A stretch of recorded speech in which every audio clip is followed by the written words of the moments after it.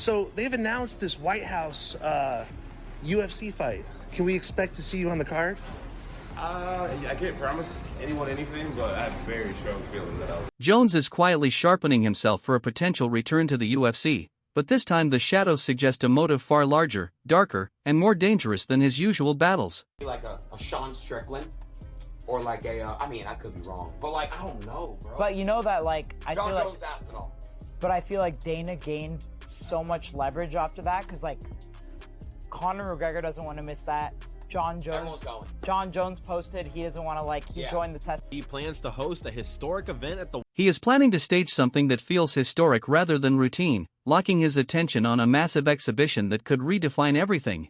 His focus has narrowed, his intent sharpened, and his training has shifted in ways that hint at unfinished business, especially after he openly voiced a desire to align himself with the newly crowned UFC middleweight champion, Khamzat Chimaev.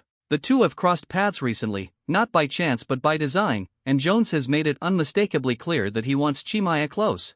If this alliance materializes, it may elevate Chimaev's already dangerous edge while simultaneously revealing Jones's hunger to claw his way back to peak form, even as questions swirl around the future of his career. I watched you do an interview, you spoke so highly, so respectful of John Jones, calling him the GOAT.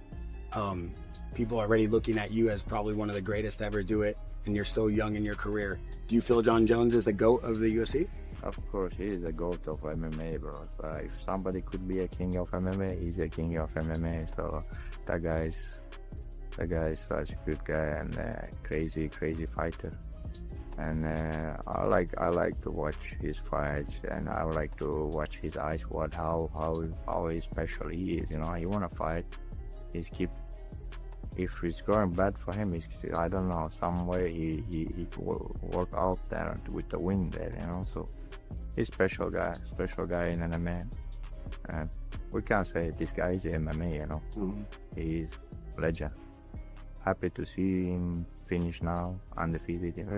I hope he never come back. His latest appearance at UFC 319 didn't just crown him middleweight champion, it ignited his rising legend during a brutal, breath-stealing war. Duplexi Chimaev seized the Octagon like territory, imposing his will with 40 suffocating seconds of mat control stretched across a relentless 25-minute fight. It wasn't merely a victory, it was a chilling exhibition of dominance that stamped him as one of the UFC's most dangerous emerging forces.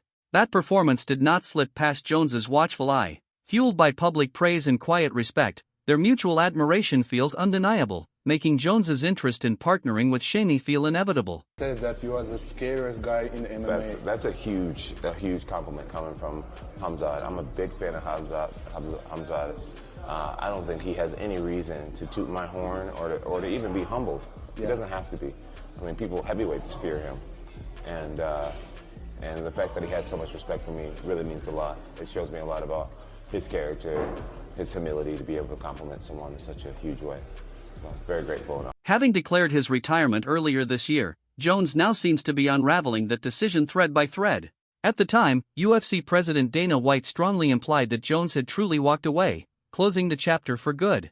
But the looming possibility of a White House event in 2026 has reignited something volatile inside him, a competitive spark that refuses to die quietly. Looking ahead to next year, Jones has openly stated his desire to be involved, to step back into the chaos rather than watch from a distance. Still, White has voiced hesitation about Jones's inclusion, largely because of the fighter's troubled history and unresolved concerns. While Conor McGregor's potential return appears, in White's eyes, to be the safer and more realistic option, Jones has shown no intention of retreating. Instead, he has re-entered the testing pool, a deliberate signal that he is preparing, training, and positioning himself as if the call could come at any moment. Every move suggests determination, as Jones presses forward with the hope that the door to the White House event remains cracked open, not sealed shut. Opponent. I would want to take whoever's holding the belt at the end of the year. Any possible names you think? Well, I mean, as of right now, the champion is Tom Aspinall, but we'll see who's the champion at the end of the year. And it'd be only fitting to have an American guy fight for the championship that night, and I'd be willing to put it all on the line. White's stance remains firm and unyielding, laced with caution rather than nostalgia. He has openly questioned the wisdom of placing Jones in such a massive spotlight, repeatedly pointing to the long trail of issues that have stalled Jones's career before. The UFC president is understandably guarded, especially given the sheer magnitude and symbolism of staging an event on White House grounds. Under that level of scrutiny, Jones's history looms large, from past drug testing controversies to recurring injury setbacks, a pattern that has fueled White's skepticism about whether Jones can maintain the discipline and focus demanded by such a monumental occasion. Dana has even gone so far as to revisit past criticism, bluntly reminding everyone how difficult Jones has been to trust in high-stakes situations. When White famously claimed Jones's odds of headlining the White House event were 1,000,000,000 to 1, it sounded like a definitive shutdown. Jones, however, refused to treat it as a final verdict. Instead of retreating, he doubled down, confirming his relentless commitment to a comeback, grinding through training sessions, and projecting unwavering optimism about still being part of the event. That defiant posture reflects the same ironclad confidence that once made him one of the most dominant forces in MMA history. Even with staggering odds stacked against him, Jones's belief remains unshaken, driven by a fierce determination to prove he can still compete at the very highest level. So much speculation about the White House card. I've seen a lot, obviously, what you said recently to Jim Rome. Just wondering, at this point, is there anything in the next few months or several months that John could do where you could say, okay, I actually trust him to put him on that card?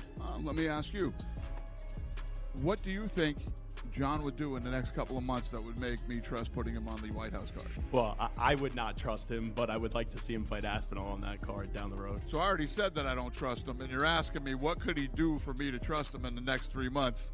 You don't trust him. Well, yes, but you talk to him. I don't. Yeah. No, I don't talk to him either. I haven't talked to him at all. Well, there's a greater chance you'll talk to him than I'll talk to him. Yeah. I would not bet on, if I had to make odds, it's 1,000,000,000 to 1 that I put John Jones on the White House card. Jones isn't the only name circling that once-in-a-generation White House card, because Conor McGregor has made it clear he wants that stage just as badly. The timing feels charged, almost deliberate, with Jones re-entering the UFC's anti-doping program, a move that signals intent, not nostalgia, and hints at an imminent return to the Octagon. McGregor, meanwhile, has been consumed with rebuilding his body and reclaiming momentum after a long exile, but the simmering rivalry with Jones injects an extra layer of tension into the White House spectacle. McGregor's status as the UFC's most powerful commercial force gives him undeniable leverage in Dana White's eyes, and the president has been vocal about where his confidence lies. White has repeatedly suggested that if anyone can be trusted to step back into the cage and deliver under blinding pressure, it's McGregor. Even after 4 years away from active competition, White believes McGregor's ability to perform outweighs Jones's unpredictable history. That belief sharpens the stakes, turning the White House event into more than a card, but a collision of legacies, egos, and unfinished business waiting to explode under the brightest spotlight imaginable. Everyone's trying to get on it. Who are the sort of people blowing up your phone trying to get on it? Well, I mean, everybody wants to be on this card. I mean, you don't even have to know who's blowing up my phone. You can just see it all on the internet. But, the fight's a year away, so the landscape will change a lot over the next year. I saw you say to the Nail Boys that you want to make it like a badass card and stuff like that. Are we talking a couple of title fights? Are we talking? Yeah, it'll be a pay-per-view card. But like UFC 300 level, or you think it'll just depend on what you can do? The best card we could possibly put together. Is there a chance you do Conor and John on the same card? I don't know. I mean, in a year, who knows what the world will look like in a year? Is it? So obviously, look, this is still to be planned, but logistically, I saw you say you want the White House on one side, the monument on the other. That's what it'll be. We're going to be on the South Lawn, and literally when you're watching the fight, this will all be the White House here, and then behind me will be, the Washington Monument. This event has rapidly transformed into a seductive prize for much of the UFC roster, yet it carries a weight of complications that can't be ignored. According to Dana, planning remains in its infancy, and White has made it clear that serious discussions around matchups won't even begin until after January 2026. The logistics alone are daunting, the pressure immense, and the consequences unforgiving. While both Jones and McGregor are openly eager to stake their claim, it remains uncertain whether the UFC is willing to roll the dice on placing two volatile stars into a situation loaded with risk and scrutiny. Despite the uncertainty, Jones hasn't slowed his momentum. He continues to train with intent, his return to the testing pool serving as a quiet but deliberate reminder that he's preparing as if the call is inevitable. The White House card may still feel distant and improbable, but Jones refuses to treat it as unreachable. For now, he stays ready, driven by belief rather than assurance, convinced that even the slimmest chance is worth the grind, the sacrifice, and the fight to reclaim his place on the sport's most extraordinary stage. I felt like I've done it all in the MMA space. There wasn't too many more challenges for me. I just wanted to do something more than championships and money. Donald Trump mentioned that he wanted to have a fight at the White House. That just seems like such a huge opportunity. I'm a very proud American. I have a lot of close friends that are in the military, so I'm back. Moose seems to be chasing that once-in-a-lifetime opening to appear on an event of historic magnitude, fully aware that the battle for a slot on the card is brutal. The UFC roster is stacked with hungry contenders desperate to fight on the White House lawn, and one name that keeps cutting through the noise is Michael Chandler. Chandler, still seeking closure to his long-simmering rivalry with McGregor, has openly declared his desire to compete on this prestigious card, even admitting he would love nothing more than to finally face McGregor under those unprecedented lights. That hunger aligns perfectly with Chandler's long-standing mission to meet McGregor inside the cage, and in his mind, the White House event feels like the ultimate stage for such a collision. Yet beneath the excitement, reality intrudes. Chandler has acknowledged that McGregor's return is far from guaranteed, a looming uncertainty that refuses to fade. With so many variables still unresolved and the future unclear, Chandler is forcing himself to temper his expectations, balancing ambition with caution as he waits to see whether opportunity or disappointment will emerge from the shadows. Opinion?